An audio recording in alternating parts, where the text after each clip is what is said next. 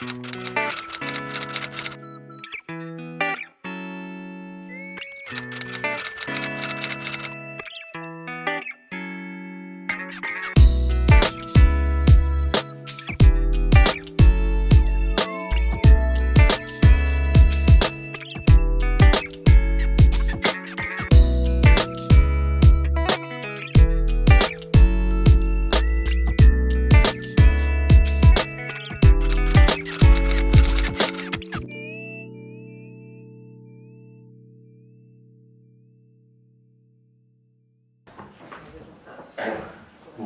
bonjour à tous.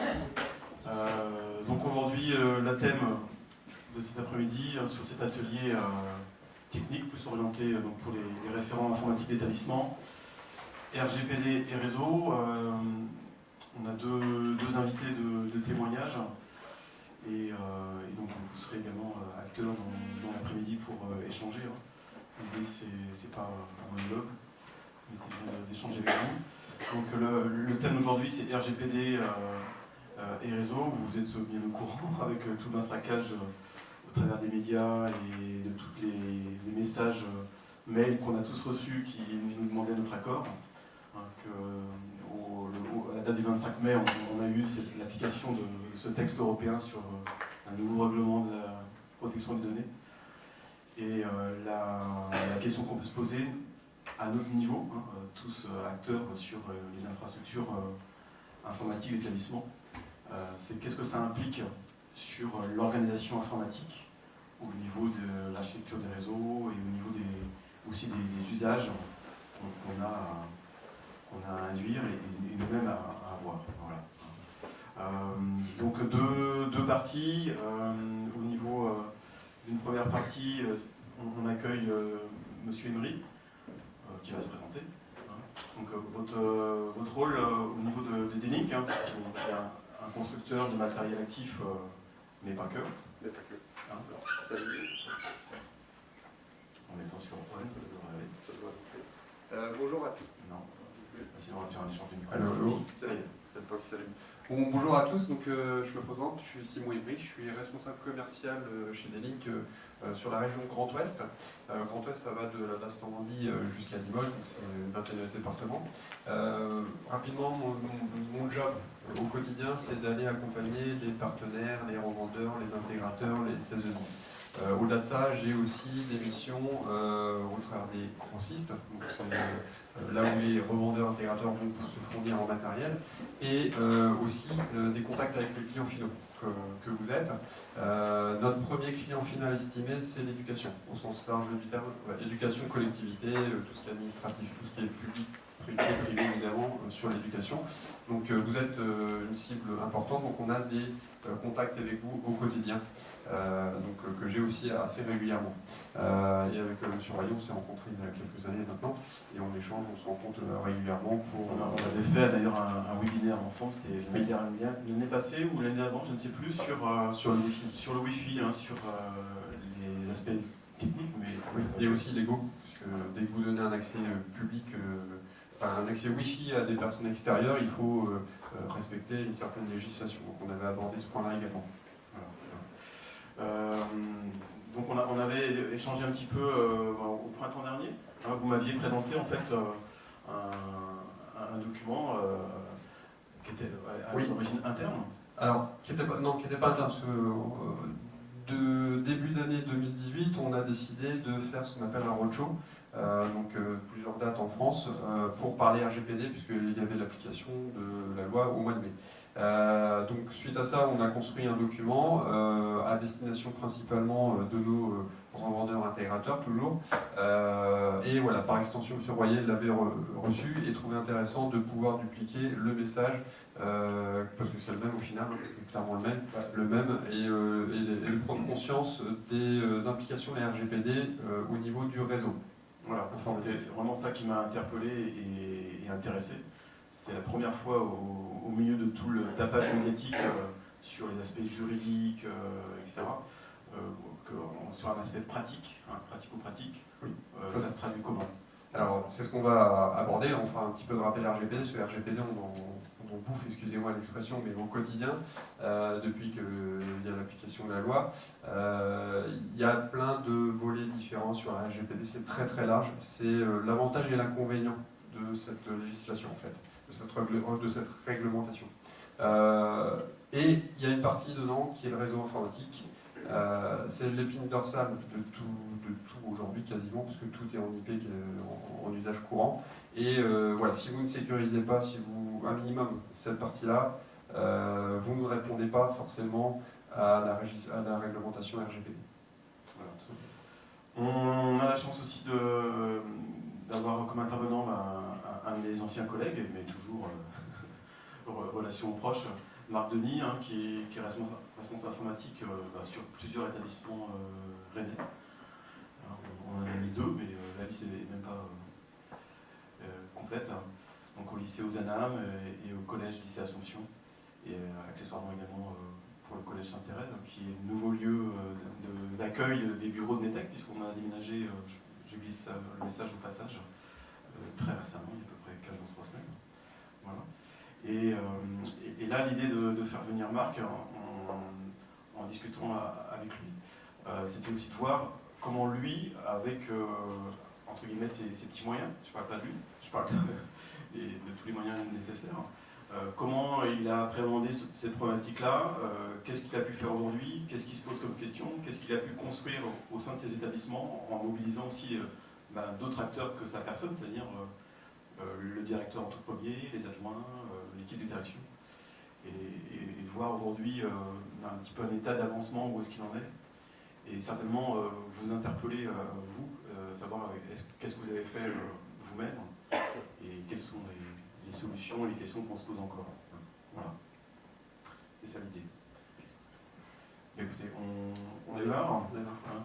Je vous laisse vous asseoir et mettre dans le dossier dans lequel vous allez trouver vos documents. Ils sont par là.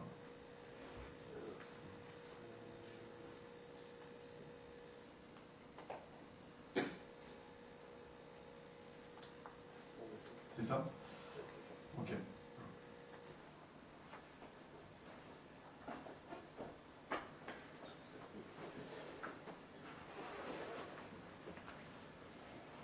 Alors, avant tout, on va faire un petit rappel. Je pense que tout le monde connaît les RGPD. Donc, l'objectif, c'est de créer un cadre renforcé et harmonisé pour la protection des données, en tenant compte évidemment des évolutions technologiques, IoT, machine to machine, le big data. Enfin, on parle beaucoup de. J'écoutais tout à l'heure à la radio, on parlait d'intelligence artificielle.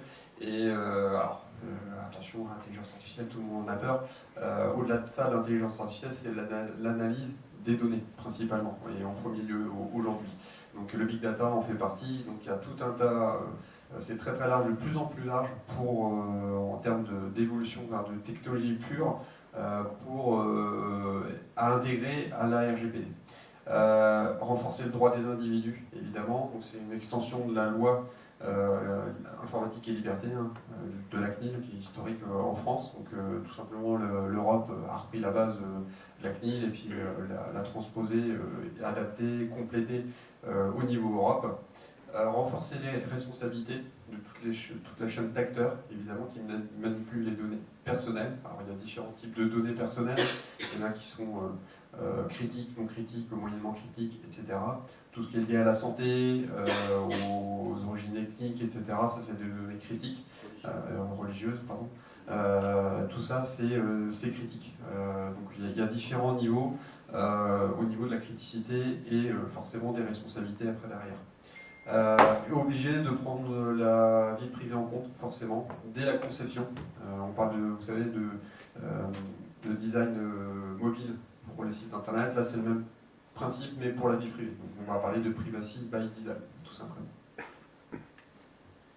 Alors, les enjeux, c'était d'être conforme le 25 mai 2018, forcément. Des amendes qui peuvent monter jusqu'à 4% du chiffre d'affaires. Alors, pour vous, en tant que établissement scolaire, je ne sais pas comment ils pourraient faire, mais bon, ils pourront quand même appliquer des amendes quoi qu'il arrive si c'est pas appliqué, et s'il n'y a pas eu de mauvaise montée, enfin s'il y a eu vraiment de la mauvaise montée, hein, ils sont pas bêtes et obtus à ce point-là. Garantir aux personnes physiques l'accès, la modification, la restitution et l'effacement de leurs données. Recueillir et prouver le consentement éclairé des individus. Ça, vous le connaissez au quotidien, c'est les newsletters que vous recevez. C'est pour ça qu'on en a reçu tous beaucoup au mois de mai, même beaucoup trop, on en reçoit encore, c'est impressionnant. Sécuriser les données contre les risques de perte, de vol, de divulgation. On parle forcément dans ce volet-là de backup, de sauvegarde, etc. Documenter les mesures et les protections et les procédures de protection. Chez nous, chez D-Link en interne, notre patronne, elle a très en amont préparé, conçu des procédures, forcément en relation avec des personnes qui avaient beaucoup plus de compétences, assez bien en relation aussi avec la CNIL, etc., pour avoir des informations à ce niveau-là. Donc voilà, le but est de mettre vraiment un cadre et des procédures à plat qui soient marquées dans le dur, si je puis dire. Garantir la sécurité de toutes les données, donc ça pareil, collecter, traiter et stocker, et notifier la CNIL en cas de doute ou de risque réel d'échappement de ces données-là. De perte. Et même d'échappement, je dirais. Parce que si quelqu'un s'introduit dans un réseau et vole des données, c'est pas une perte forcément, mais c'est un échappement des données. Et là, je fais le lien avec Marc Denis pour le lycée Ozanam qui pourra nous illustrer que ça peut arriver chez nous. Et lui-même a fait cette démarche de déclaration de perte de données. Ce qui va nous intéresser, nous, sur la partie réseau, c'est d'une part garantir la sécurité de toutes les données qui peuvent transiter sur un réseau, sécuriser les données contre les risques de perte, de vol ou de divulgation, et les notifications à la CNIL. Donc le but derrière, c'est d'être que la CNIL ne soit pas prévenue de manière automatique avec la mise en place d'un réseau informatique, mais que les administrateurs puissent être prévenus, par exemple, de tiens, il y a eu un problème sur le réseau, il y a eu quelque chose qui s'est passé qui met en jeu la sécurité des données personnelles. Alors, le réseau dans une entreprise, et au sens large, entité aujourd'hui, il y a différents risques encourus. On va parler de menaces, donc intrusion physique dans les locaux, incendie, vol de matériel, destruction, perte d'activité, etc. Les menaces plus classiques et qui sont mécaniques, pas de disque dur par exemple. Donc là, s'il n'y a pas eu de sauvegarde, pas de disque dur, c'est un peu radical, à moins de faire appel à une société spécialisée, et encore c'est sans garantie de résultat. Les pannes partielles ou générales d'un système informatique. Si on parle le cas du réseau informatique, on va prendre le cas d'un réseau qui n'est pas redondé, tout simplement. Et bien voilà, vous avez une possible menace avec une panne partielle ou totale. Menace de réseau ouvert sans sécurité. Moi je vois encore trop régulièrement des réseaux Wi-Fi qui sont ouverts où, j'entendais tout à l'heure, pour quelqu'un on va lui donner le code d'accès. Oui, ok, c'est un minimum de sécurité, mais un code d'accès, si après ça transite sur le même réseau, s'il n'y a pas de sécurité mise en place pour isoler les clients entre eux, ou avec des restrictions d'accès sur des serveurs, ce genre de choses, voilà, ça c'est une porte ouverte, à des possibles failles de sécurité. Les attaques cybercriminelles, de votre côté, je n'ai pas encore eu de cas dans l'éducation d'attaques cybercriminelles, mais on entend souvent parler d'attaques au niveau mondial. Ça existe. Je pense qu'ils s'attaquent au gros et après un jour ça pourrait potentiellement redescendre sur des moyennes ou plus petites structures. Donc il faut quand même l'intégrer dans le quotidien. Ce qu'on connaît déjà dans nos établissements, c'est l'attaque virale, le cryptolocage. On a eu plusieurs établissements en Bretagne. Cryptolocage, c'est une attaque cybercriminelle. Ça va du serveur pédagogique ou qui fait des fois les deux, serveur administratif et pédagogique, quand c'est le même appareil, complètement bloqué, au parc entier, ça existe. On a des noms d'établissements. Donc oui, on est concerné. Donc vous êtes concerné, voilà. Exemple concret et parfait. Et enfin, les mauvaises pratiques utilisateurs. Nous, chez D-Link, on a eu le cas en interne il y a 1 an et demi ou 2 ans. Voilà, une collègue à l'administration des ventes qui a cliqué sur un PDF qu'il ne fallait pas ouvrir. Et même cas, crypto-locage. Donc on fait des sauvegardes tous les jours. Donc on a eu une journée de perdu. mais ça aurait pu être plus catastrophique parce que si on n'avait pas mis ce qu'il fallait en place, ça aurait pu se propager ailleurs en plus. Donc voilà, les utilisateurs, formation des utilisateurs, c'est un point important aujourd'hui pour tout ce qui est sécurité, cybersécurité, et donc du coup pour la RGPD. Et là, c'est qui le responsable quand ça se produit, ce genre de choses? Ah, ça, C'est alors, je connais pas, qui est sur le PDF ou c'est l'informaticien qui a pas mis les choses en place? alors, on dira que c'est la personne qui a cliqué sur un PDF forcément, sauf que on va prendre la bonne foi en compte, et la personne n'a pas fait exprès de cliquer sur un PDF forcément. Même si elle a été formée. Alors même si elle a été formée, ça c'est autre chose, je dirais. Après, ça peut être fait de manière plus intentionnelle.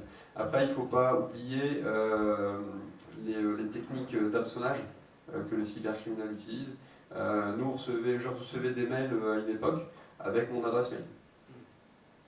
C'est pas mon adresse mail, mais elle apparaissait clairement en adresse mail avec le nom de domaine et tout ce qu'il fallait bien avec un fichier zip ou PDF à ouvrir ou à télécharger. Donc là, je dirais, si l'hameçonnage est vraiment fait de manière parfaite, intelligemment, sans faute de français, etc. Ouais, les personnes, même si elles ont été formées, peuvent se faire verdir. C'est une des branches de la cybercriminalité, hein, je ne sais plus le terme exact, on parle de social Engineering. Ouais, social engineering.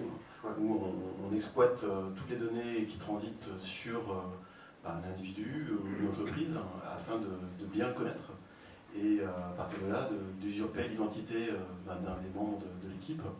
On a très régulièrement, vous voyez dans la presse, des attaques de ce type-là où on s'adresse notamment à la secrétaire ou au secrétaire de direction et on se fait passer pour une des personnes de direction et évidemment il faut faire un virement tout de suite maintenant sur tel compte. Ce qu'on appelle l'arnaque au président. Voilà, l'arnaque au président et ça marche sur le long, oui ça marche régulièrement.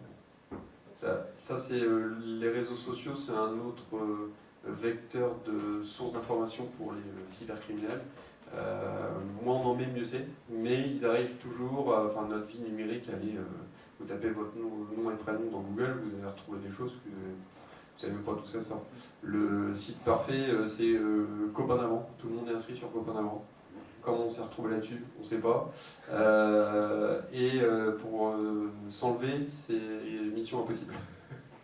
Un réseau social, vous utilisez, si vous aviez une adresse Google, Gmail, vous dites non, j'ai pas de réseau social, je suis sur aucun réseau social. À une époque, ils vont l'arrêter, mais chaque adresse Gmail, vous aviez un compte réseau social Google+. Et si vous ne faisiez pas attention aux données que vous autorisez à transmettre sur ce réseau social à Google, vous pourriez avoir des informations qui étaient présentes sur ce réseau social de manière involontaire. Alors, le réseau à l'état de l'art, donc on s'appuie sur les recommandations ANSSI, puisque maintenant c'est le référentiel dont tout le monde parle, même si nous, on avait déjà construit des choses par le passé. Donc l'Agence nationale de sécurité des systèmes d'information, c'est un organisme d'État qui est chargé par le gouvernement de lutter contre les cybermenaces, quelles qu'elles soient. Généralement pour les entreprises, opérateurs et organisations classées comme d'importance vitale, donc ce qu'on appelle les OIV. Donc les OIV, on va retrouver tout ce qui est militaire, tout ce qui est prison, voilà, tout ce qui est ministère, tout ça ce sont des OIV et qui doivent avoir un niveau de sécurité très élevé.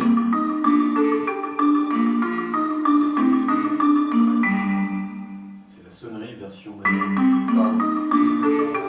Ça fait longtemps que j'ai écouté quand même. Ça a bien évolué. Ça a évolué. Donc l'ANSSI, tout le monde doit connaître je pense l'ANSSI aujourd'hui. Je vous invite à aller voir sur leur site déjà d'une part. Si vous êtes sur des réseaux sociaux comme LinkedIn, réseau social professionnel, ils publient régulièrement des choses, leur Twitter également, des choses intéressantes. Ils ont même des formations en ligne, ce genre de choses. Pour les utilisateurs ça peut être très pertinent en l'occurrence.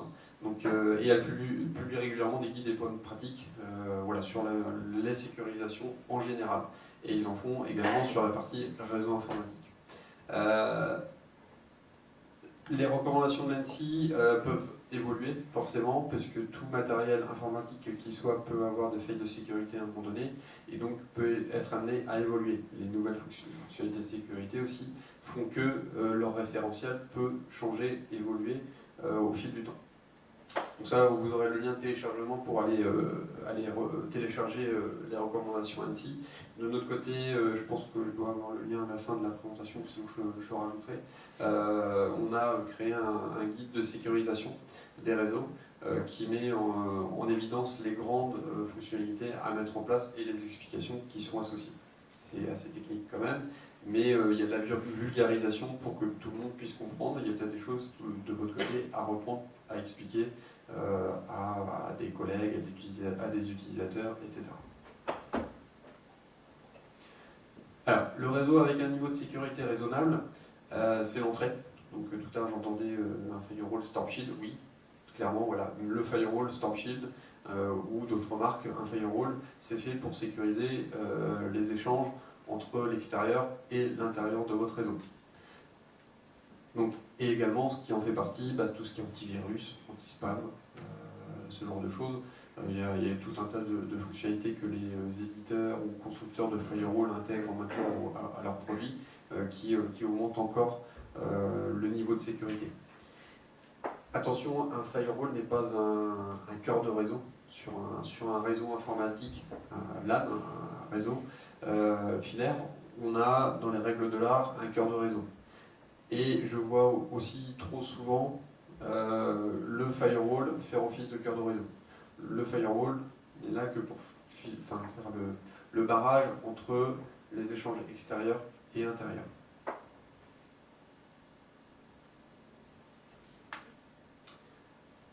Alors le réseau avec un niveau de sécurité raisonnable toujours, la sécurité à la périphérie du réseau qui est souvent oubliée. Donc, alors, un switch, un commutateur, c'est souvent considéré comme une multiprise électrique, réseau. Au-delà de ça, c'est plus que ça. Je dirais c'est comme le choix d'une voiture. Quand vous choisissez une voiture, on vous demande, vous voulez combien de chevaux, vous voulez quelle couleur, vous voulez quelle taille, est-ce que c'est un coupé, est-ce que c'est un monospace, un 4x4, etc. Plutôt un modèle qui consomme moins, c'est d'actualité aujourd'hui. Mais voilà, le switch va déterminer les fonctionnalités et les niveaux de sécurité que vous allez pouvoir apporter à tous les niveaux. Donc ici on a le schéma d'un switch sur un réseau avec des utilisateurs qui ont un antivirus sur leur poste, par exemple, un firewall qui est en tête pour la partie internet et la partie LAN, et des serveurs de fichiers. Mon PC est protégé contre les virus, etc. Tout le monde est content, tout le monde est au même niveau de sécurité. Sauf que comme je le disais tout à l'heure, Monsieur Michu ou Madame Michu, elle vient de cliquer sur un fichier, un email bizarre, de manière volontaire ou involontaire. Et là, crypto-locage par exemple, on en parlait tout à l'heure, et voilà, la machine se met en route. La porte d'entrée, ça a été l'utilisateur. Alors après, il y a peut-être des réglages à faire ou des améliorations à faire au niveau du firewall, anti-spam, etc., pour qu'il puisse détecter en amont ces entrées. Alors pour éviter tout ça, et tout un tas d'autres menaces qu'on n'a pas forcément évoquées ici, les bonnes pratiques pour un réseau sécurisé, donc on va parler de sécurité physique, donc on va limiter l'accès physiquement aux commutateurs et aux prises réseau, aux seules personnes habilitées. Par exemple, ici il y a un téléphone IP qui est sur une prise réseau, ça c'est une faille potentielle dans une sécurité informatique. Là, quelqu'un peut venir ici, je suis quelqu'un de l'extérieur. Tout à l'heure, on était tous dans le couloir, j'aurais pu être ici tout seul, j'aurais pu débrancher, avoir un appareil spécial, me connecter dessus et balancer un virus ou un logiciel de porte dérobée qui allait s'installer automatiquement sur les serveurs, par exemple. Donc là, c'est physique, il n'y a pas de pare-feu, je rentre directement, etc. Donc là, la parade, ce serait d'avoir un réseau dédié pour la téléphonie qui soit bien séparé du réseau... Pas forcément. Là, on parle de l'accès physique aux prises. C'est-à-dire qu'une prise comme ça, normalement, elle ne devrait pas être apparente ou facilement accessible. Donc là, on parle vraiment de la sécurité physique. Comme sur un switch, une baie de brassage, Voilà, les B-serveurs sont fermés à la clé et il y a seuls les techniciens, les administrateurs, les personnes autorisées qui peuvent rentrer dans ces salles-là. Donc, vraiment isoler la prise. Voilà, idéalement, c'est vraiment isolé à la prise. C'est pas forcément évident, évidemment. Il y a d'autres mécanismes qui font que si là on n'a pas le choix, on va pouvoir mettre des protocoles de sécurité en place. On va désactiver les ports du réseau qui ne sont pas utilisés. Par exemple, sur un switch 24, 48 ports, vous n'en utilisez que 12. Les autres, elles sont là pour des évolutions, des extensions. Désactivez-les, elles ne servent pas. Donc ça enlève un point d'entrée de défaillance potentielle également sur votre réseau. Sur du PoE, donc le PoE, tout le monde sait ce que c'est? Non, j'ai entendu le nom, donc je vais l'expliquer. Donc PoE, c'est Power over Ethernet. C'est l'alimentation des périphériques, tels qu'un téléphone IP, une bande Wi-Fi, etc. L'alimentation électrique au travers du câble réseau. Donc ça évite d'avoir une prise électrique à côté, tout simplement. Là, le téléphone, je pense qu'il est PoE, donc il est alimenté aussi bien au niveau du réseau que de l'électricité au travers du câble. N'hésitez pas à me couper si vous avez des questions ou si je parle chinois à un moment donné. Je sais pas, je pense qu'il y a des niveaux qui sont peut-être disparates, il ne faut pas hésiter. On va renforcer l'accès au réseau avec des mots de passe, de l'authentification préalable. Donc, on va parler de 802.x, on va parler de serveur Radius, on va parler, voilà, il y a tout un tas de solutions possibles en termes d'authentification. Cette authentification-là, on va pouvoir aussi la mettre en place pour les personnes accédant au matériel au niveau du paramétrage. Sur un switch, on est capable aussi de faire de l'authentification qu'on appelle Radius, par exemple, pour accéder à l'interface d'administration du switch. Ce qui, moi j'ai eu le cas la semaine dernière, un partenaire me dit sinon j'ai besoin d'avoir des produits que je peux coupler à un serveur d'authentification parce qu'il a beaucoup de turnover au niveau de son équipe technique. Donc ça évite d'avoir à changer manuellement sur un parc de plusieurs centaines de produits, à changer tous les mots de passe sur tous les produits pour éviter des failles de sécurité. Donc là, il a juste à changer les mots de passe, à régénérer des mots de passe sur son serveur d'authentification pour des personnes éventuellement, et surtout à supprimer l'accès de tel technicien sur les produits. C'est beaucoup plus simple et rapide en gestion. C'est plus compliqué à mettre en œuvre la première fois, mais après au quotidien, c'est beaucoup plus rapide, simple et souple. On va renforcer les contrôles. On parle d'adresse MAC. Un PC, tout périphérique IP, réseau, Wi-Fi ou Ethernet filaire, dispose d'une adresse MAC. C'est une adresse unique, matérielle, c'est une adresse matérielle unique. Alors unique, ça c'est un peu la théorie, parce qu'il y a des possibilités d'usurpation d'adresse MAC. Il faut déjà avoir un niveau, enfin, même si ça peut être assez courant, je dirais, mais il faut déjà avoir des bonnes bases en informatique pour pouvoir le faire. Donc, comment? Pardon? Dans Windows, clique droit, changer l'adresse MAC. Voilà, même Windows le propose. Si même Windows permet ça, c'est la porte à tout le monde.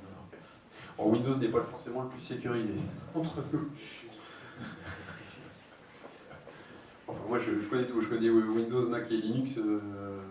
Bon, Windows, c'est mon avis personnel, c'est pas le plus sécurisé. Après, c'est le plus répandu aussi. Je pense qu'on a tous cet avis-là au niveau technique par rapport au système, mais ceci dit, c'est quand même le système qui est le plus présent. C'est le plus courant et le plus présent dans toutes les entreprises et notamment dans le secteur éducation. Mais c'est pour ça que c'est le plus ciblé et le plus perfectible. Si je prends le cas d'Apple, encore 10 ans, on disait tous il y a 0 virus sur Apple. Maintenant, ça a évolué. Il le dit encore. Comment? Apple le dit encore. Ouais, il le dit encore, mais il y a des virus forcément sur le monde Apple et sur le monde Linux forcément, parce que c'est une base Unix. Donc c'est ça, c'est une histoire de popularité au final. Et de marketing. Et de marketing. Donc les adresses MAC, c'est un minimum. Adresse IP, on peut coupler les deux, forcément, avec les fonctionnalités qu'on appelle IMPB. Donc en fait, ce qui va se passer, c'est que le commutateur va vérifier d'une part l'adresse MAC et l'adresse IP pour vraiment affiner la sécurité au maximum. On va prendre le cas d'un usurpateur qui vient usurper une adresse MAC sur un réseau. Il aura récupéré une adresse IP de manière automatique via le serveur DHCP. Le commutateur, il va vérifier, tiens, la corrélation adresse MAC, adresse IP, ça ne va pas, je bloque. Voilà, ça rapporte encore un niveau supérieur en termes de sécurité. Donc ça, on va dire, c'est les basiques, si je puis dire, pour un réseau un minimum sécurisé. Qu'est-ce que vous en pensez? Ça vous paraît quelque chose de réalisable dans nos établissements et instances de procéder à tout ça? C'est-à-dire une sécurisation matérielle avec des adresses MAC en faisant, comme l'a dit M. Emery, un duo, un binôme IP et adresse MAC. Rien que ça, c'est déjà une machinerie qui est assez lourde à mettre en œuvre. Alors, ça dépend des cas. Sur des postes internes fixes, par exemple, ou même mobiles, hein, mais qui sont connus, bien identifiés, c'est pas spécialement compliqué à faire. Par contre, à partir du moment où des élèves, par exemple, peuvent avoir apporté des matériels, où on leur met à disposition des matériels qu'ils peuvent ramener chez eux, par exemple, là où c'est plus compliqué, c'est certain. Mais par contre, dans ce cas-là, on va peut-être isoler ces périphériques-là à un autre réseau qui sera moins critique par rapport à vos données vraiment internes, les données RGPD, tout simplement. Donc il faut segmenter, il faut poser les choses. Il n'y a aucun réseau qui est identique hein, entre des établissements. Nous, on travaille beaucoup de lycées, de collèges, il n'y a jamais un réseau qui est identique. Et il n'y a jamais un réseau qui va mettre les mêmes choses en place parce qu'ils ont tous plus ou moins leur mode de fonctionnement interne.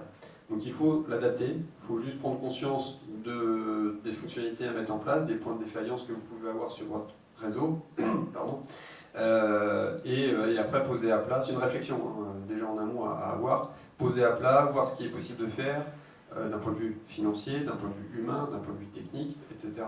Voilà. Compétences techniques, voilà, il y a différents niveaux, c'est assez compliqué, je dirais, en amont, et une fois qu'on a posé la feuille de route, il n'y a plus qu'à la transposer dans le réel. Bon. C'est pas évident. Il y a qu'à. Il y a qu'à. Comme on dit, ouais, il y a qu'à. Alors, mais il n'y a pas que ça c'était la base, on va dire. Alors là, je vais vous dire plein de trucs, hein, peut-être un peu techniques pour certains. Voilà.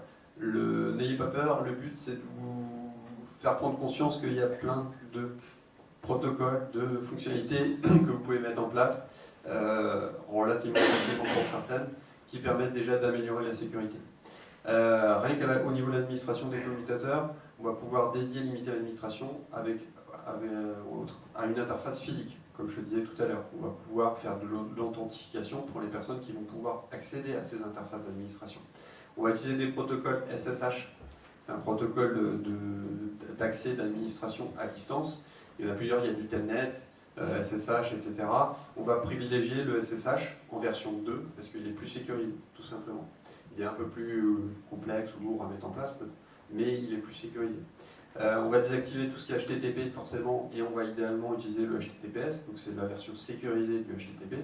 Maintenant, quand vous allez sur la quasi-totalité des sites en France et en Europe, je pense, maintenant les adresses sont HTTPS. Les sites deviennent sécurisés justement à cause ou grâce à la loi, à la réglementation RGPD. On a même des navigateurs où un site n'ayant pas le HTTPS par défaut est reconnu comme suspicieux. Voilà, c'est ça. Donc ça c'est Chrome, je crois que c'est Chrome qui l'a mis ou qui va le mettre en place. Je pense que c'est déjà actif. Donc il vous indique tout simplement, attention là vous allez sur un site qui n'est potentiellement pas sécurisé. Quand vous faites un achat en ligne, si vous arrivez sur un site de paiement où c'est pas en HTTP, déjà vous pouvez être sûr que vous êtes fait hameçonner, comme on dit. Donc HTTPS, on va le favoriser. On va réaliser un filtrage pour l'accès administrateur au commutateur. Donc on va parler d'ACL. En anglais, c'est Access Control List. Donc c'est des listes de contrôle d'accès, hein, tout simplement, si on fait la traduction en français. On va faire du filtrage par feu. Voilà, il y a tout un tas de possibilités à mettre en place pour limiter l'accès aux commutateurs. C'est-à-dire qu'on ne permet pas l'accès à n'importe qui sur la page web de paramétrage d'un commutateur. C'est ça.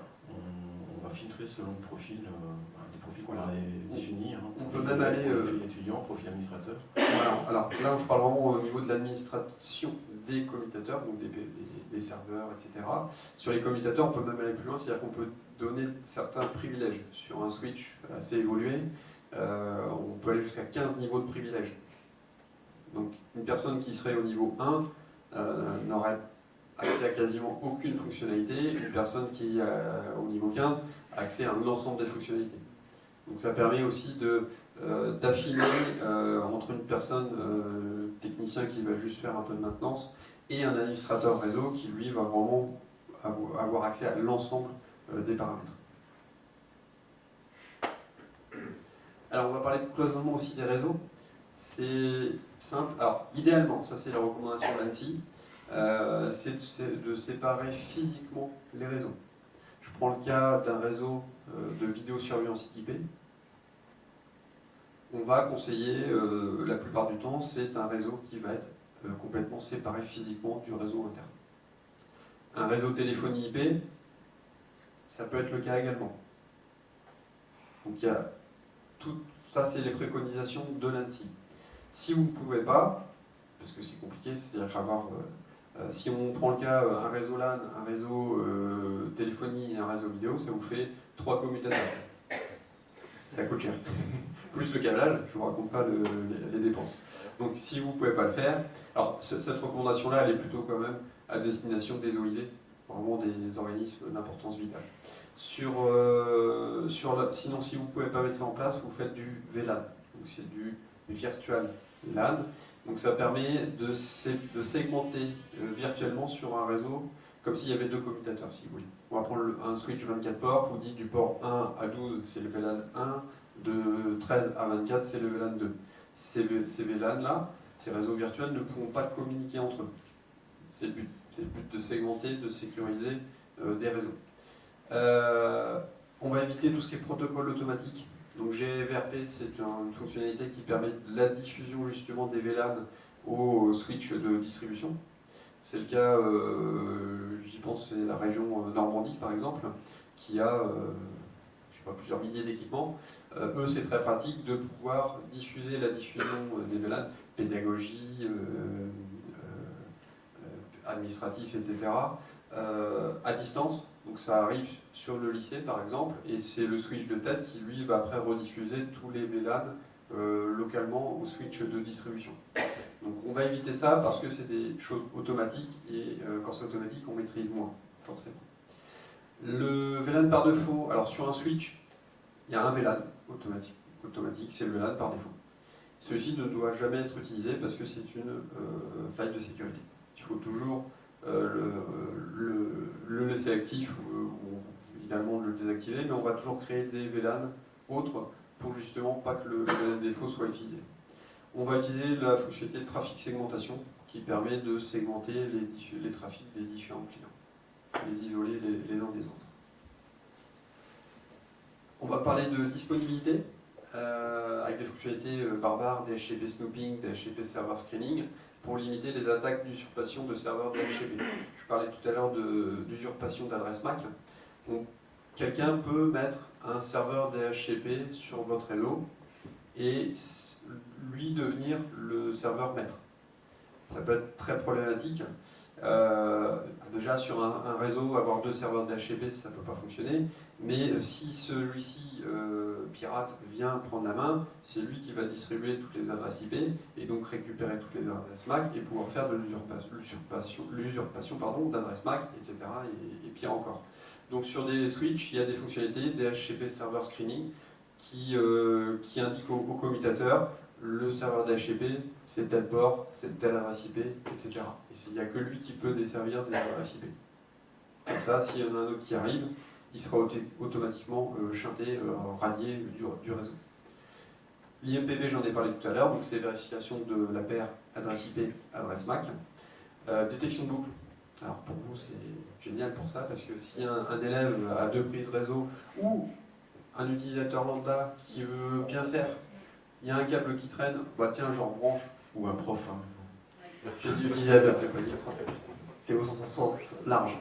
Mais bon, ça peut être volontaire, involontaire, un élève ou un professeur qui, juste par mégarde, si je puis dire, mais avec toute la bonne intention du monde, a un câble qui traîne, qui le rebranche, il va générer une boucle. Et le risque, c'est que tout votre réseau s'effondre. Alors sur des gros réseaux, ça peut être plus compliqué. Je prends le cas, il y a quelques années, chez un client, il y a 1500 postes à peu près où toute l'infrastructure était en D-Link avec à peu près 800 postes en téléphonie IP, c'est un centre d'appel, entre autres. Le cœur de réseau, en fait, il était à 20% de ses capacités au quotidien. Et progressivement, au fil des semaines, on ne parle pas d'heures ou de jours, au fil des semaines, la charge du cœur de réseau a augmenté. Et au bout d'un moment, quand elle arrive à une certaine limite, le cœur, il s'effondre. Et il redémarre, et voilà. Et après, ça repartait pendant X semaines. Et la problématique, alors elle n'était pas sur une boucle, c'était un doublon d'adresse IP en fait, mais c'est un parallèle. Voilà, il y avait un périphérique qui avait la même adresse IP sur le réseau, qui fait qu'à un moment donné, ça générait, alors au final ça générait une boucle, je ne sais plus comment, mais ça générait une boucle et ça générait ça. Donc c'est très important, ça peut être instantané comme ça peut être sur le long terme. Donc sur les switches de distribution, il y a une fonctionnalité simple à mettre en place, ça prend 5 secondes par produit, c'est LBD, Loopback Detection, détection de boucle. Et là on l'active sur tous les ports de distribution, et là dès qu'il y a une boucle, ça coupe les deux ports. Donc à un moment donné, il y a quelqu'un qui va venir vous voir, ça ne marche plus. Et là, vous allez pouvoir... Ça pénalise au moins 2 postes ou 2 équipements. Ça pénalise, mais ça limite la propagation de cette panne, tout simplement. Activer le Safeguard Engine, donc ça permet de protéger les attaques par saturation de la CPU. Une attaque, on parle d'attaque DDoS, attaque par déni de service, c'est le même principe. Hein. C'est un attaquant qui va attaquer un commutateur jusqu'à que sa CPU elle s'effondre. Comme un PC à 100%, il ne prend pas, mais on sent qu'il y a beaucoup moins de réactivité, etc. Donc c'est une fonctionnalité tout simple à mettre en place, il faut l'activer, on applique et puis on n'en parle plus après. Alors, tout ça, c'est bien beau quand on a des attaques ou on a des choses qui se passent sur un réseau. Le but aussi est de pouvoir historiser et tracer un peu tout ça. Donc on configurait l'heure et la date des périphériques, donc avec le NTP. NTP c'est Network Time Protocol. Donc, on va aller simplement chercher sur un serveur de temps externe. Il y en a des gratuits, il y en a des payants, il y en a plein de gratuits en France. Hein. D-Link en a un aussi. Hein. Donc, voilà, c'est juste histoire de pouvoir avoir la date et l'heure dans les systèmes de log, d'historisation des événements des produits. Et on va pouvoir aussi activer l'envoi des journaux des commutateurs vers un serveur externe, ce qu'on appelle un syslog, et avec d'autres solutions logicielles, on va pouvoir même envoyer ça par mail, avec des superviseurs SNMP, même si le SNMP est totalement pas interdit, mais déconseillé par l'ANSSI, puisque c'est un protocole qui n'est pas sécurisé. Ouais, ouais. SNMP, c'est... Single Network Management Protocol. C'est ça. J'ai eu un doute sur le S. Donc ça permet en fait de récupérer... Alors, initialement, c'est récupérer des informations des commutateurs, enfin des périphériques réseau actifs, et pouvoir faire des tableaux de bord, etc., des alertes éventuellement. Au-delà de ça, on peut aussi pousser des configurations ou des actions au périphérique. C'est surtout cette poussée-là de configuration, d'ordre, qui est vraiment déconseillé par l'ANSSI. Récupérer des informations, c'est intéressant, mais c'est pas très sécurisé. Donc, même récupérer, ça peut être détourné et utilisé à votre compte. La question que je me pose quand je vois journaux des commutateurs, enfin journalisation, c'est est-ce que le commun des administrateurs est à même d'exploiter ces journaux? Parce que d'avoir des journaux qui font des kilomètres c'est compliqué. Il peut y avoir beaucoup d'informations dans les journaux des commutateurs, par exemple. Après, une détection de boucle, vous allez le voir tout de suite. Hein. C'est marqué, je ne sais plus comment c'est marqué, mais c'est LBD Detection On, par exemple. Ou le bord nous le signale. Alors là, ça, il faut aller le voir dans le switch, dans lui-même. C'est pour ça que le switch, lui, il est bête et méchant, entre guillemets, il va garder ces informations pour lui.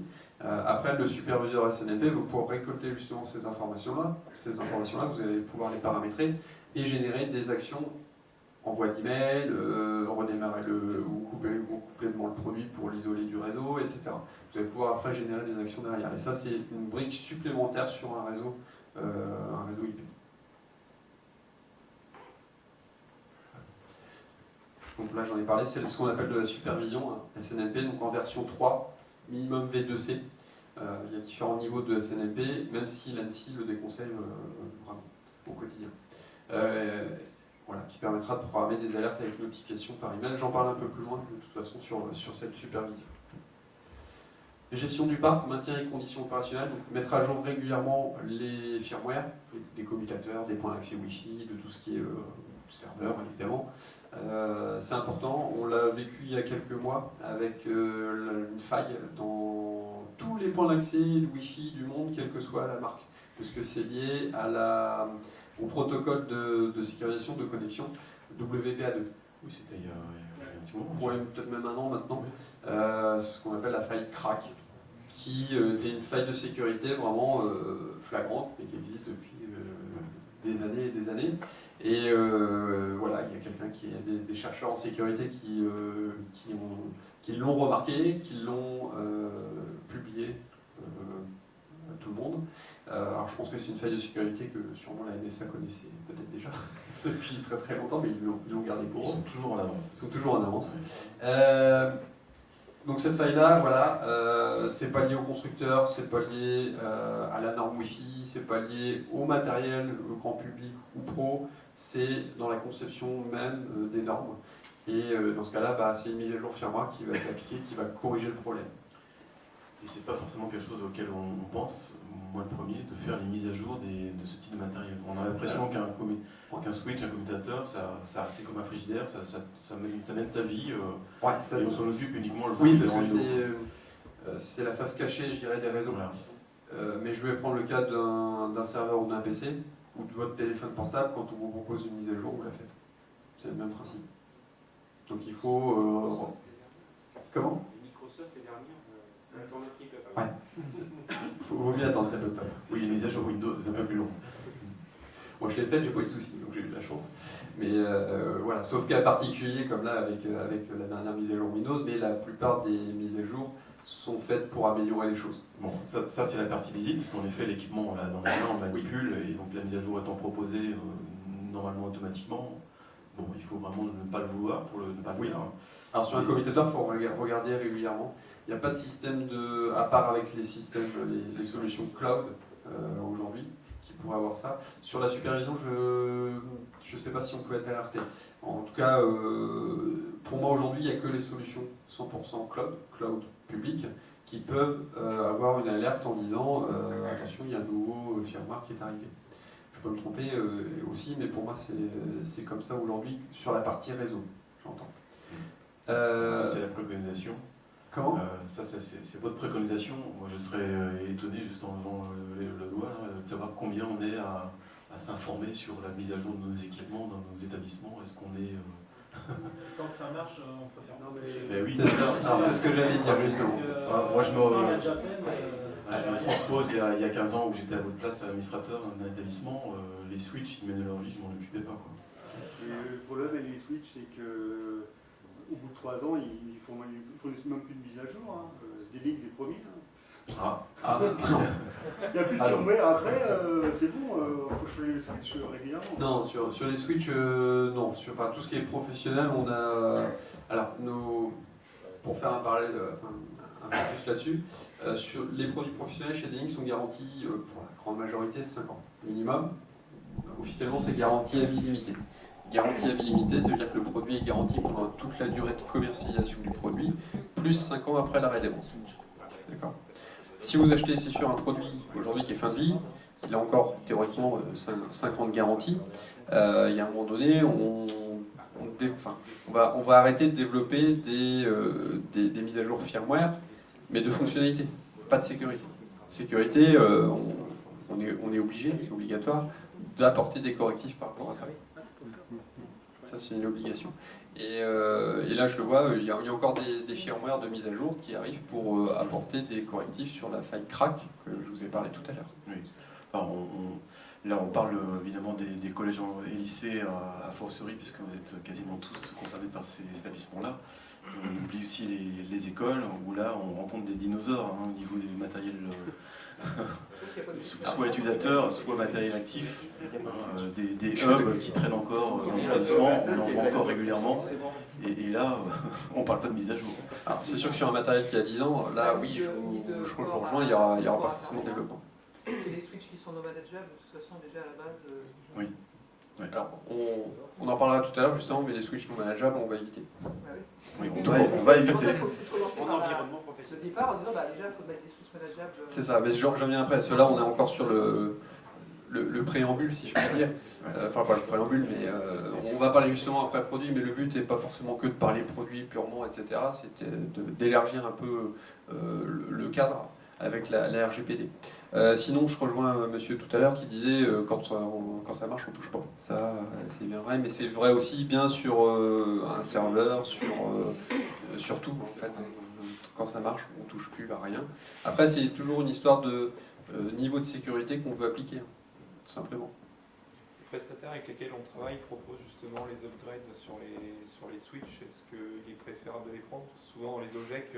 On nous dit sur les devis, ça va coûter 1 500 € par an pour remettre à jour tous ces upgrades. Est-ce que vous conseillez de les prendre? Alors, ça dépend des intégrateurs, ça dépend des marques.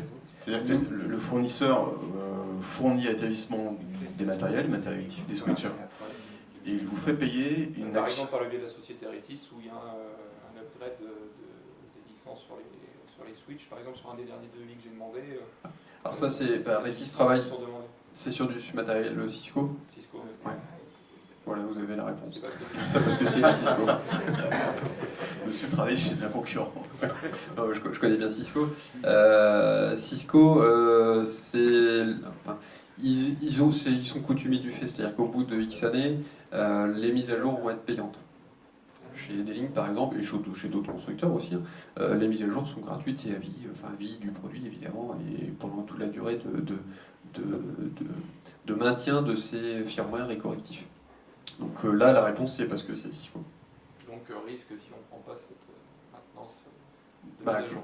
S'il y a une grosse faille de sécurité, Cisco n'est pas à l'abri non plus, il y en a régulièrement maintenant, puis c'est de plus en plus médiatisé, mais Cisco n'est pas à l'abri de failles de sécurité, et donc de proposer des correctifs. Il y a 1 an et demi, 2 ans, sur des routeurs Cisco, il y avait une faille de sécurité, mais vraiment importante, et Cisco, non. Il faut changer tous les matériels parce que c'est un produit qui n'est plus commercialisé, qui n'était pas super bien non plus, mais voilà, c'était la réponse de Cisco. Donc après, c'est des stratégies. Cisco, ça reste le leader mondial, tout ce qu'on veut. Comment? Ça coûte cher aussi. C'est très cher. Ça, c'est plus qu'une évidence. Nous, on a des produits Cisco, comparables à des produits Cisco. Si je prends des gros cœurs de réseau, Cisco 3750, 3850, on a des produits qui sont même en ligne de commande, donc on appelle Cisco-like. C'est la même ligne de commande que Cisco en fait. C'est la ligne de commande industrielle. S'il y a juste les fonctionnalités propriétaires Cisco qu'on n'aura pas, mais sinon c'est la même chose. On peut se demander d'ailleurs d'où sortent les produits Cisco, d'où sortent les produits D-Link aussi. Est-ce que ce ne sont pas des mêmes usines? Est-ce que c'est pas un sourceur qui est identique? Ils ont un cahier des charges, et c'est au catalogue, tiens, je te le vends à temps, et voilà. Sauf que notre produit va être 4 fois moins cher. Voilà. Et garantie toujours à vie, etc.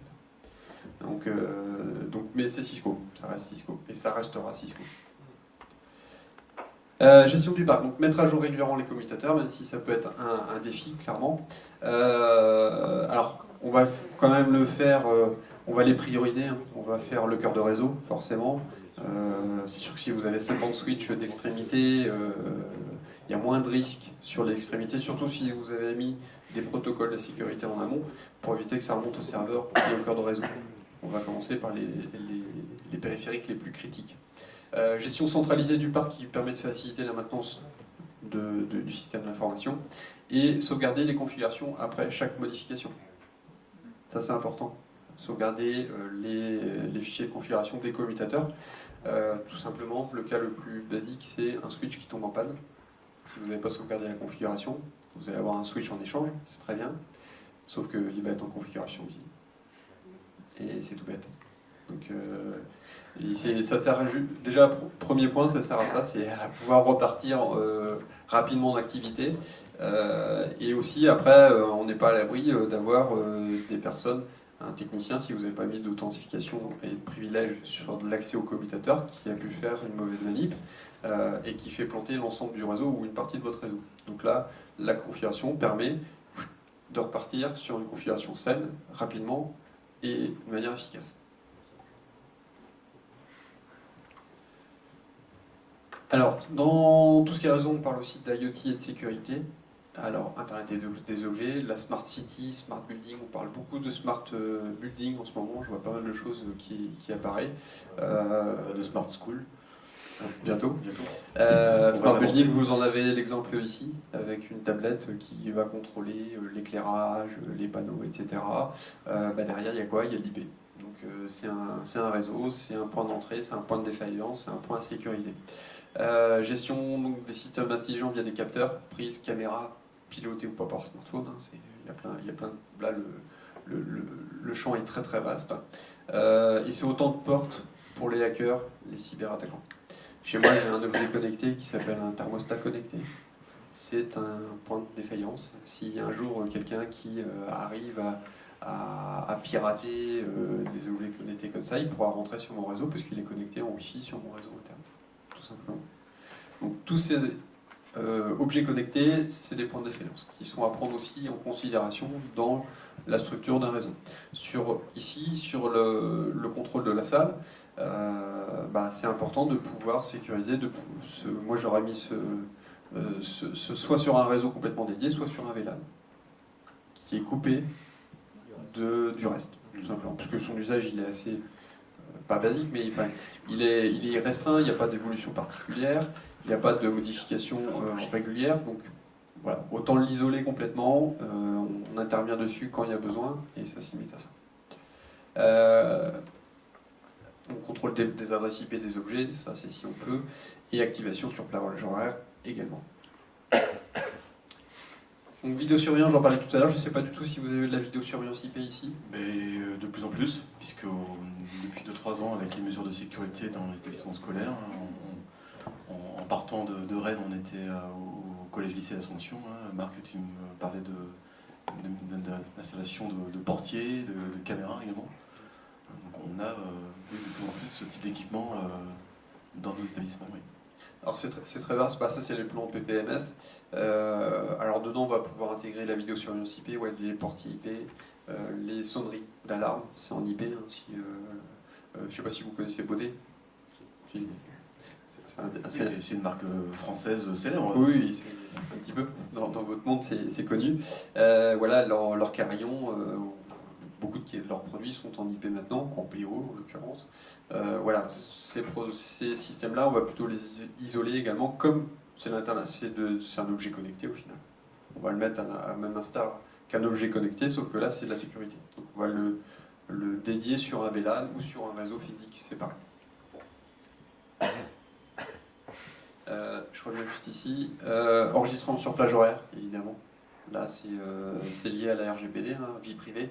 Vous n'avez pas le droit de filmer la voie publique, pas les vestiaires, pas les toilettes. Moi, j'ai vu qu'à sur Rennes, un partenaire me dit ouais, il a installé une caméra dans les toilettes, comme ça, il filme les dégradations. Ouais. Fais signer une décharge à ton client parce que les installateurs, ils ont aussi une obligation de conseil. Voilà, je lui ai conseillé de faire signer une décharge à son client en disant voilà, c'est pas légal. Parce qu'après, le client pourra revenir aussi contre lui en disant oui, il y a eu un défaut de conseil de sa part. Donc, ça aurait été difficile, mais bon, dans le doute, je lui ai dit fais signer une décharge. Comme ça tu seras tranquille. Et le pire c'est qu'il montre ces images-là de dégradation aux parents et les parents disent rien. C'est un truc qui m'échappe. Détection de mouvement évidemment, et masque de vie privée, donc ça c'est pour éviter de filmer la voie publique. Et plage horaire, voilà, si vous n'avez pas besoin de filmer les couloirs en pleine journée, vous pouvez dire que telle et telle caméra vont se couper de 8h du matin à 8h du soir. Par contre la nuit vous allez les réactiver pour filmer d'éventuelles intrusions. Donc, on en vient au matériel en lui-même. Donc on a différentes gammes de produits chez tous les constructeurs, c'est à peu près de la même manière. Donc les switches qu'on appelle non managés, non manageables, non administrables, il y a différents termes. C'est la multiprise réseau, comme une multiprise électrique. Il n'y a pas d'intelligence, entre guillemets. Comment? Ah, j'ai cru que ça parlait. Excusez-moi. Il n'y a pas d'intelligence intégrée, donc alors il y a de l'intelligence qui est derrière, hein, évidemment, mais pas accessible pour vous. Donc c'est vraiment à prendre vraiment comme multiprise électrique. On évite, même en distribution, alors même si ça peut être utile à certains moments, on va éviter, quoi qu'il arrive, de mettre ce type de produit-là. On va passer plutôt sur des gammes qu'on appelle web managées, web administrables, qui vont apporter différents niveaux de sécurité suivant les séries. Donc chez Delic, il y en a 3, il y a la gamme 1100, la gamme 1210, la gamme 1510. La gamme 1100, on est plutôt sur l'extrémité avec possibilité d'accès à une interface web, possibilité de faire du VLAN, de la QoS, détection de boucle, câble de diagnostic, ça c'est plus pour la maintenance. Tiens, j'ai un problème sur mon réseau, je vais pouvoir faire le diagnostic 0 au niveau du câble, c'est combien il y a de paires, estimation de la distance du câble, ce genre de choses. Fonctionnalité qui est assez basique mais qui peut être utile quand même. J'ai eu le cas sur le site d'Orange à Cesson-Sévigné à Rennes, sur une installation vidéosurveillance IP où il y avait une centaine de caméras. Il y avait quelques caméras qui faisaient qui clignotaient si vous voulez, qui s'allumaient, qui s'éteignaient de manière complètement aléatoire. Et en regardant dans le câble de diagnostic, longueur du câble supérieure à 120 mètres. Et l'intégrateur a vérifié 125 mètres. Donc là, ils ont rectifié le tir, et après, c'était résolu. Donc, mine de rien, peut avoir sa petite utilité. Après, voilà, il y aura des limites, et après, il faut passer sur un vrai testeur type Fluke Network, idée à l'industrie. Il y en a plein sur le marché qui sont dédiés à ça. Donc ça, c'est la gamme 1100. Après, la gamme 1210, où là, on va aller un peu plus loin, c'est ce qu'on va préconiser sur l'extrémité, sur du réseau, une centaine de postes à peu près, en distribution. Donc là, on va avoir les mêmes bases, mais beaucoup plus évoluées. On va pouvoir faire du authentification radius des clients, pour savoir s'ils ont bien accès, ils peuvent avoir accès au réseau.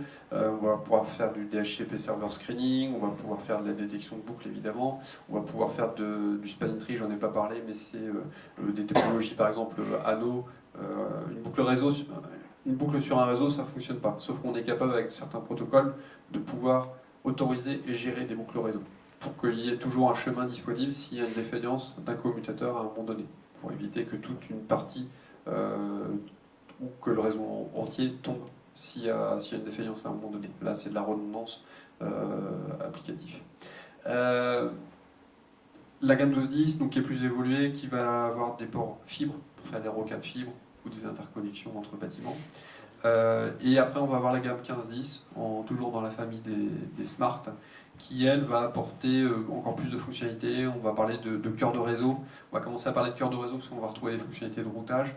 On va avoir possibilité de stacker les produits, c'est-à-dire que vous mettez 3 switches, au lieu de les administrer 3 fois, vous avez un câble, enfin des ports de liaison qui sont dédiés pour un empilement physique et vous gérez votre pile avec une seule adresse IP. Ça, c'est plus au niveau de l'administration, c'est plus facile au quotidien. Et là, on va préconiser ces produits-là pour des réseaux 150-200 postes. Donc, on est déjà sur des réseaux assez costauds. Et après, on va passer sur ce qu'on appelle des switches full administrables. Donc niveau 2, niveau 2+, niveau 3. Donc ça, c'est dépend.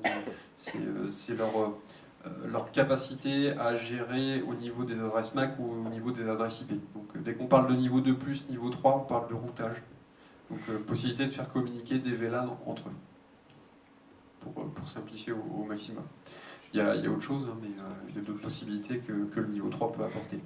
Alors ça, c'est les grands usages, si je puis dire. Évidemment, un réseau qui est restreint, 50 postes, mais qui nécessite un haut niveau de sécurité, ou qui nécessite par les flux qui sont transités sur ce réseau, on va forcément faire bouger le curseur sur tous ces produits-là. Je prends le cas d'une installation simple où il y a 2 VLAN. C'est juste de la distribution en PoE pour alimenter des caméras IP. Par contre, quand on arrive sur un réseau où il y a 1200 caméras IP, on ne va pas partir sur du produit web managé, on va partir sur du niveau 2 en distribution et du niveau 3 en cœur de réseau. Donc on ajuste le curseur forcément par rapport aux usages, au nombre d'équipements, aux fonctionnalités qu'on va mettre en place. Ce réseau-là de 1200 caméras IP, il n'est pas très compliqué en termes de fonctionnalités. Par contre, les flux qui sont transités dessus sont importants, ce qui nécessite de passer sur un produit qui est plus charpenté. Un commutateur, c'est comme un PC, ou un serveur si vous voulez. Il y a une CPU, il y a de la RAM, il y a une carte mère. Et entre un PC à 200 € et un serveur à 4000 €, la CPU, la RAM, la carte mère, elle n'est pas du tout construite de la même manière et les capacités ne sont pas du tout les mêmes. Donc il faut prendre le choix d'un commutateur, un peu comme vous choisissez votre PC ou votre serveur, suivant les besoins que vous allez en faire. Tout part des besoins toujours et des usages au final. Et c'est pareil pour toute chose de la vie. Donc là, vous voyez, ça c'est les produits que je vous ai justement décrits précédemment. Donc on va retrouver les switches d'accès, les switches d'agrégation avec les smart switch, hein, les switches web managés, et les switch cœur, donc avec les séries 3000 et au-delà, où là on est sur du niveau 2 plus minimum maintenant aujourd'hui, avec des ports 10 gigabits, etc., et des fonctionnalités beaucoup plus avancées. Sur la gamme des Link, vous voyez qu'on va jusqu'à du full 10 gigabits, data center, gros cœur de réseau, avec les séries 3400, 3600. Là, on peut aller alors, supérieur à 2000 poches, je n'ai pas de limite, hein, ça dépend de l'infrastructure. Si je prends juste celui-là d'en dessous, le 3630, la série 3630, pour vous donner un ordre d'idée, il est capable de gérer jusqu'à 64 000 adresses MAC. Une adresse MAC, c'est un périphérique, donc il est capable de gérer ça. Donc les séries 3400, 3600 sont plus importantes. Et on a une série qui n'apparaît pas là, qui est, où là on peut parler de 10, 25, 40, 100 gigabits. Et je crois qu'on était à 200 000 adresses MAC. Donc, tout ça va dépendre de vos usages et des besoins, toujours pareil. Donc vous avez un catalogue large, plein d'équipements qui peuvent répondre à nos besoins. Oui. Je fais le lien avec une information que j'ai vu transiter sur vos comptes de réseaux sociaux. Je pense à votre produit de supervision de matériel qui s'appelle, je ne sais plus comment d'ailleurs. Nucleas ? Ça va être ça, oui. Oui. Ouais. Et ça, c'est une nouveauté, vous pouvez nous en parler un petit Oui, peu? je vais en parler. Ça, on se doute que vous vendez ce genre de choses. Je vais en parler justement après. D'accord. Alors, le même principe hein, sur les switches industriels, on a une gamme industrielle, donc même principe, on va éviter les non managés, on va plutôt partir sur du switch manageable. Je vais finir la partie de la sécurité et puis on est... C'est bon, on a C'est encore bon. un petit peu de temps. Ouais. Je suis dans le timing. Donc on a récapitulé l'ensemble des fonctionnalités des séries disponibles, hein, forcément entre un switch 1100 et un 3400, les fonctionnalités ne sont pas du tout les mêmes. Donc on va pouvoir aller beaucoup plus loin avec un switch plus évolué. Donc là c'est un tableau synthétique à mettre en parallèle avec les recommandations de l'ANSSI. Ça permet de gagner un peu de temps par rapport au choix des produits aussi. Très bien. Si un établissement a une recherche à faire, il peut vous contacter. Bien sûr, comment ça se bien passe? sûr, bien sûr. Moi, je suis. Ce que je dis à mes partenaires, c'est que je suis leur support au quotidien. Commercial, avant-vente, technique. Attention, je ne suis pas ingénieur réseau. On a une équipe technique niveau 1, niveau 2, niveau 3 chez Produit après derrière. J'ai un plutôt bon vernis technique. Voilà, si je ne sais pas, de toute façon, je vous dirai et je reviendrai vers vous. Mais oui, n'hésitez pas, je vous dis la même chose. N'hésitez pas à me solliciter. Je suis là pour vous accompagner. Je suis pas là pour vendre des produits à 4000 € non plus. Moi, je travaille dans la durée avec tous mes clients à tous les différents niveaux. Donc, je vous préconiserai les produits ou la solution qui correspond à vos usages, besoins, en tenant en compte éventuellement, évidemment, d'une évolution possible, mais en restant dans le raisonnable. Partir sur des produits, moi je vois trop souvent du Cisco, hein, pour pas encore les nommer, des gens qui prennent du Cisco à 5000 €, parce que ça s'appelle Cisco. Voilà. Donc, Il y a moins cher aussi chez Cisco. Comment ? Il y a moins cher aussi chez Cisco. Il y a moins cher, mais il y en a, ils prennent ça, et en usage, c'est quoi ? C'est de la multiprise. Ils font aucun paramétrage, ils font rien avec, c'est du basique. C'est de la connerie, excusez-moi le terme, mais c'est vraiment de la bêtise de dépenser autant de sous parce que voilà, ça s'appelle Cisco et qu'ils ont historiquement acheté cette série-là ou une série qui était équivalente antérieure et ils restent là-dessus, surtout. Et je vois c'est malheureux, mais des établissements publics qui font ça. Et c'est notre argent, malheureusement. Donc oui, n'hésitez pas, si vous avez besoin un renseignement, un conseil, je suis là pour ça. Très bien. Ok. vois une slide sur l'intégration de Wi-Fi. Oui, sur le Wi-Fi, donc extension du réseau filaire, évidemment. 66% des entreprises reconnaissent qu'elles ont peut-être été victimes d'une faille causée par l'accès de tiers au sein d'un réseau. Moi, je prends le cas de... Je dors souvent à l'hôtel, à Poitiers, Futuroscope, pas mal d'entreprises. Un soir à l'hôtel, je me suis dit, tiens, j'ai scanné réseau Wi-Fi, j'ai vu un truc, un routeur, je vais tairai le nom, on l'a déjà dit, plusieurs fois d'ailleurs, mais là c'est pas le matériel en lui-même, hein. C'est l'utilisateur. Pas de sécurité, je trouve l'adresse IP avec un sniffer, ce qu'on appelle un sniffer IP sur mon PC, j'ai trouvé l'adresse IP du routeur d'administration, j'ai fait admin, entrée. Voilà, si j'avais voulu, je ne l'ai pas fait, mais sur le principe, voilà, c'est une faille de sécurité, mais qui a été au travers du Wi-Fi. Donc je l'ai plaint, si ça existe encore, j'ai pas été vérifié depuis. Donc là, premièrement, c'est gérer la puissance. Pourquoi je capte son Wi-Fi? J'étais dans ma chambre d'hôtel. Hein. Pourquoi je capte le réseau d'une société qui est à 100 mètres ou 50 mètres? Voilà, diminuer la puissance des bornes Wi-Fi d'émission. Par exemple, ici, on va le prendre le cas. Bon, les murs sont épais, je pense que ça a peut-être du mal à traverser.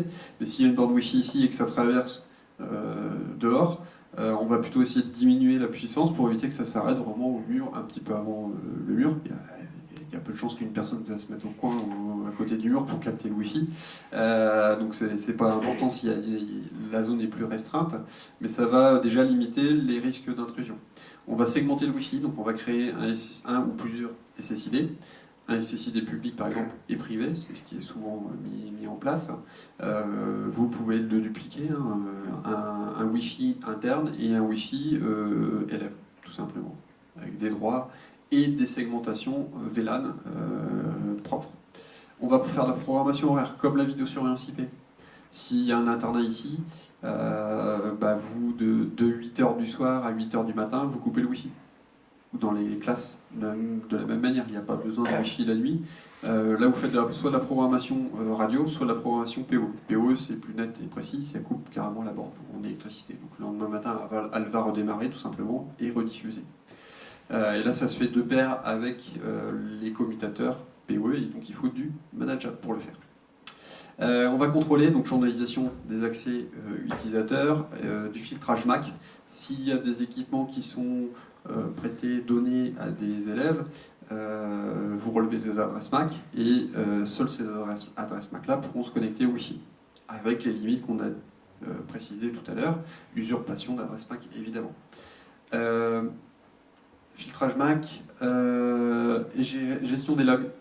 Alors si vous donnez un accès Internet à une personne extérieure, la loi vous impose de mettre en place une traçabilité des logs.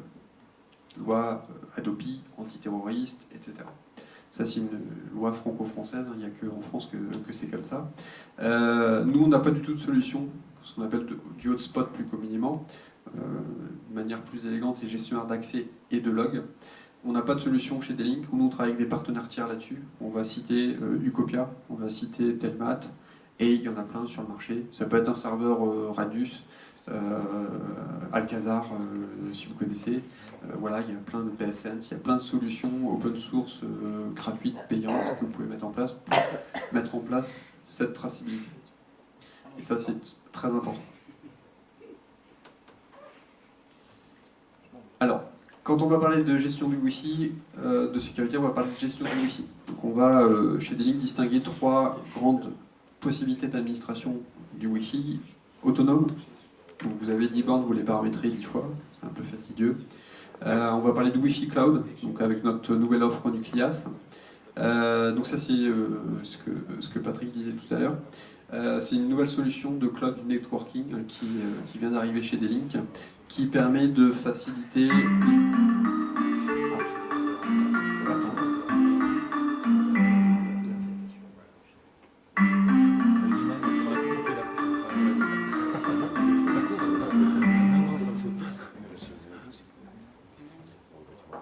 Donc Nucleas, une solution de cloud networking qui permet de faciliter les déploiements, l'administration, la supervision. C'est du cloud public. Si on parle de sécurité pure, le code public n'a pas la cote, forcément. Même si on a beau mettre tous les protocoles de sécurité en place, etc., c'est une image qui colle à la peau du cloud public, c'est moins sécurisé. Donc c'est vrai que pour répondre vraiment, aller au bout du bout de la sécurité, on va privilégier des solutions locales d'administration Wi-Fi, donc avec des contrôleurs logiciels ou matériels. Le Nucleus, donc c'est du cloud networking. On va prendre le cas de bornes Wi-Fi, puisque c'est les premiers produits qui arrivent chez nous. On l'aura demain sur la commutation. Vous prenez 10 bornes Wi-Fi, vous à la limite, c'est pas vous qui les installez, c'est les techniciens qui les installent physiquement sur le réseau. Il suffit qu'elles soient alimentées électriquement, qu'elles aient un accès à Internet, une adresse IP, manuel ou automatique. Les bornes vont remonter automatiquement sur les serveurs Nucleus qui sont basés en Allemagne. De là, entre-temps, vous avez juste récupéré les identifications uniques des produits, ce qu'on appelle les UID, et de là, vous vous connectez simplement sur le portail Nucleus, vous créez le ou les sites concernés, vous créez les SSID, vous faites les VLAN, l'échappement vers un portail captif ou un portail captif simple, authentification locale ou vers un radius, un LDAP, etc. Vous avez tout un tas de paramètres et de possibilités. Et de là, vous faites push configuration. Donc vous envoyez la configuration dans la borne, et la borne, vous avez fini votre paramétrage. Donc le but est de simplifier les déploiements, l'administration après, la supervision, la maintenance. Donc c'est une solution qui est pratique au quotidien, qui a un coût parce que il y a des serveurs derrière et donc il y a des licences, un peu à la Meraki pour ceux qui connaissent. C'est le même principe que Meraki, mais alors moins intrusif parce que Meraki va très très loin dans l'analytique, ils vont aller même jusqu'au niveau firewalling, ils vont pouvoir faire de la monétisation, ce genre de choses. Nous on est plus limité, mais on est moins onéreux également. Après, ça reste du cloud public. En toute transparence, les serveurs Nucleus sont basés en Allemagne, chez Amazon. Amazon, ça reste américain. On va parler de Cloud Patriot, c'est vrai ça, et Patriot Compact et Patriot Cloud. Il y a une version cloud aussi qui existe. Donc ça reste les Américains avec Monsieur Trump. Voilà, c'est une solution qui ne correspondra pas à tout le monde. Donc c'est sécurisé, il n'y a pas de souci. En fait, c'est basé sur une solution qui existe chez nous depuis 10 ans. À la base, c'est MyD-Link, c'est la partie grand public, qui est très souvent testée par des sociétés spécialisées en sécurité. On a eu 0 faille à ce niveau-là. Donc on a de l'expérience sur du grand public qui est plus, je dirais, incisif quand il y a des failles de sécurité de cet ordre-là, surtout que là, on était sur du marché vidéosurveillance. Donc on a eu 0 faille de sécurité depuis que MyD-Link est sorti. Donc c'est basé sur le même principe, sauf que ça a été dupliqué, adapté pour le marché professionnel sur des solutions Wi-Fi et de communication. D'accord, ouais, je pense que ça peut intéresser certains de nos établissements qui sont déjà clients de Meraki sur le même type de solution. Bon, après c'est un choix. C'est un choix et voilà. Il faut voir aussi qu'on a beaucoup d'établissements où il n'y a pas forcément les ressources internes pour mettre en place une machinerie interne. Oui. Donc ça peut être un confort aussi d'aller vers ce type de solution. C'est toujours une histoire de compromis au final, voilà. Entre la sécurité, les ressources techniques internes, les ressources humaines, voilà, tout ça c'est une histoire de compromis. Nucleus peut être une belle alternative sur des réseaux forcément moins critiques en termes de sécurité. Si on parle d'un OIV par exemple, une prison, c'est hors de question qu'ils aient ce type de... Je ne sais pas s'ils ont du Wi-Fi, enfin, ils ont bien des téléphones portables. Ils ont des téléphones portables, mais ils n'ont pas été fournis par l'administration. Ouais, peut-être pas. Mais voilà, tout ça, c'est une histoire de compromis, de criticité qu'on veut mettre en place. Ça reste sécurisé, je vous rassure. Hein, les échanges sont cryptés avec des clés de je ne sais plus combien de bits, donc caractères. Voilà, je pourrais vous envoyer des éléments à part. On réalise un webinaire vendredi pour ceux que ça intéresse. On l'a relayé sur les réseaux sociaux. Sur Nucleus, justement, on va parler de ce volet sécurité. C'est de 11h à midi. Alors on essaie de faire c'est un créneau d'1 heure. On essaie quand même de faire un format d'une demi-heure pour éviter de trop vous monopoliser, puis garder 1 heure une attention en webinaire, c'est compliqué. C'est comme les webinaires Netec. On va conclure pour soit faire le relais avec Marc. Je sais pas si vous voulez qu'on fasse une petite pause café entre les deux. Oui, non, il n'y a pas de... Meraki, c'est Cisco. Meraki, oui, c'est un produit Cisco. Ouais. Je les aime bien. Ah, ça reste le leader, hein, mais j'aurais pu parler de HP Aruba, j'aurais pu parler d'autres. Hein. Et c'est un produit qui plaît bien. Hein. Je me rappelle, il y a quoi, 2 ans qu'on avait fait un atelier sur justement la problématique de l'intégration des appareils mobiles, tablettes, etc. Dans le produit qu'on avait présenté. Enfin, vous aviez présenté, parce que c'était les référents qui avaient fait le retour. Meraki était vu comme un produit vachement intéressant. Quoi. Gratuit à l'époque. Et gratuit à l'époque. Tout à fait, à l'époque. Ça l'est plus. Très bien. C'était la dernière slide ? Non, Non. j'en ai encore, mais c'est pas. Enfin, le Wi-Fi unifié, donc nous on est sur des solutions contrôleurs physiques. C'est ce qu'il y a de plus sécurisé parce que c'est local et vous gérez de l'ensemble de bout en bout. Donc c'est ce qu'il y a de plus sécurisé. Avec une première mise en œuvre qui est plus complexe, forcément. Alors demain, on aura une autre solution intermédiaire, si je puis dire, avec du cloud hybride, où là on va parler de contrôleurs logiciels, de contrôleurs matériels aussi, d'appliances matérielles, qui vont faciliter les déploiements sur des petites installations jusqu'à une centaine de bornes avec le contrôleur matériel. Et en fait, vous pourrez accéder à vos périphériques à distance au travers de la plateforme Nucleas. Donc c'est un intermédiaire, si vous voulez, entre du cloud public et du cloud, c'est du cloud hybride. Voilà. Donc c'est une belle alternative qui va arriver l'année prochaine. Sinon, rapidement sur le rôle de contrôleur, bon, ça va gérer l'ensemble, l'administration centralisée, faire de l'ajustement automatique des canaux, apporter la sécurité, faire de la programmation horaire. Donc il y a différentes capacités de contrôleurs. On peut aller jusqu'à 1024 bornes en mettant plusieurs contrôleurs, donc il y a de quoi faire. Je passe assez rapidement. Les bornes unifiées, là, comme toute borne Wi-Fi, vous choisissez par rapport au design, à la capacité client, aux normes Wi-Fi que vous voulez avoir. Privilégiez les dernières normes Wi-Fi, 802.11ac. C'est l'avenir. Et la capacité en termes de clients est beaucoup plus importante que le Wi-Fi N qu'on a connu par le passé. Il y a un écart de prix qui n'est pas mirobolant, mais pour l'avenir, vous allez y gagner forcément. Donc là, on a différents produits disponibles. Et je terminerai, on a bientôt fini. Supervision du réseau, donc j'en ai parlé tout à l'heure. Donc D-Link, on a notre logiciel DView7 qui permet de faire de la supervision SNMP. Au-delà de ça, il est capable aussi de pousser certaines configurations. Il est gratuit jusqu'à 25 équipements réseau. Alors avec un équipement réseau, c'est un switch, c'est une borne Wi-Fi, c'est une caméra IP, voilà, tout ce qui peut être IP. Un téléphone. Un portier IP, c'est un périphérique réseau. Donc 25 périphériques réseau, c'est extensible, il y a des licences après, optionnelles. Un stack de switch par exemple est considéré comme un équipement, donc ça laisse des possibilités quand même plus importantes. Sur un système Wi-Fi, s'il y a un contrôleur local, on va plutôt mettre le contrôleur en supervision et pas les bornes, puisque c'est le rôle aussi du contrôleur d'avoir un peu de supervision sur les bornes Wi-Fi. Donc on va pouvoir faire du multisite également avec la version gratuite. Vous pouvez le télécharger gratuitement sur notre site. Il n'est pas limité dans le temps, il n'est pas limité en fonctionnalité.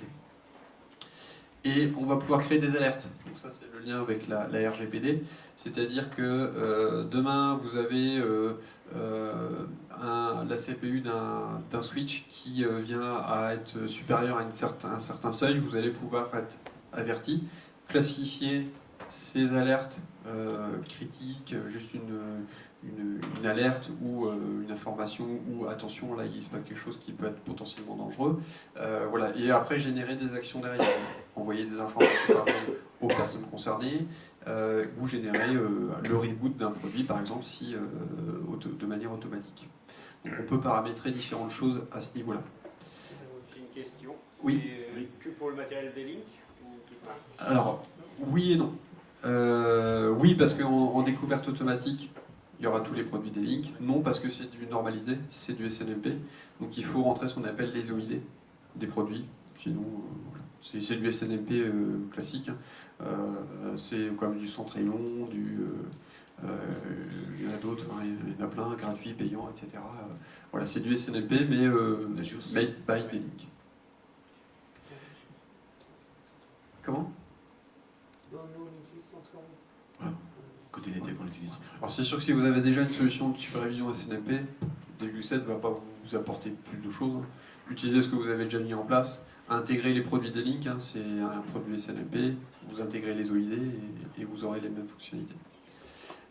Au niveau des tâches, vous allez pouvoir faire de la programmation unique ou périodique. Par exemple, sur les commutateurs, on parlait tout à l'heure de sauvegarder les fichiers de configuration. Vous pouvez très bien programmer toutes les semaines ou tous les jours à 2 h du matin. Je veux que tu récupères toutes les fichiers de configuration de tous les produits et de les mettre dans un répertoire. Vous pouvez en garder 3 jours glissants par exemple, après vous faites du ménage. Voilà, ça permet de faire ça. Mise à jour firmware. Vous allez pouvoir dire, tiens, il y a une nouvelle mise à jour firmware qui est disponible, qui apporte un correctif ou une fonctionnalité qui m'intéresse. Je ne vais pas l'appliquer en pleine journée parce que je vais impacter des utilisateurs, je vais l'appliquer à 2 h du matin, même manière. Configuration par lot, sur des points d'accès Wi-Fi par exemple, à mettre à jour, on va pouvoir le faire par lot. Historisation des tâches également. Donc ça permet de faire également ce genre de choses. Même si à la base, un logiciel de supervision, ce n'est fait que pour de la supervision et pas pour pousser des actions. Mais on peut le faire par extension. Et voilà, c'est bon. Dernier slide. Je devance la dernière slide, merci. Merci.